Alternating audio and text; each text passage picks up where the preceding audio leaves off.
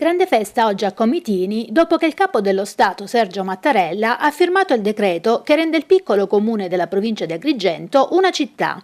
Una delegazione del comune, guidata dal sindaco Nino Contino, è stata oggi in prefettura per ricevere dalle mani del prefetto Caputo il decreto firmato dal presidente Mattarella.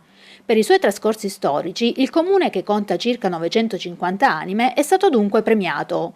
Dopo la cerimonia in prefettura, in via 3 luglio, nella città di Comitini si è svolto un momento di festa alla presenza delle autorità cittadine e di tutte le scuole di ogni ordine e grado. Presente anche la banda musicale di Raffadali.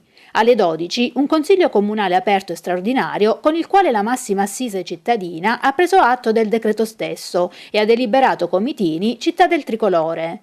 Infine, la Giunta municipale ha istituito per il 2019 l'anno del tricolore e tutte le manifestazioni dell'anno avranno questa dicitura.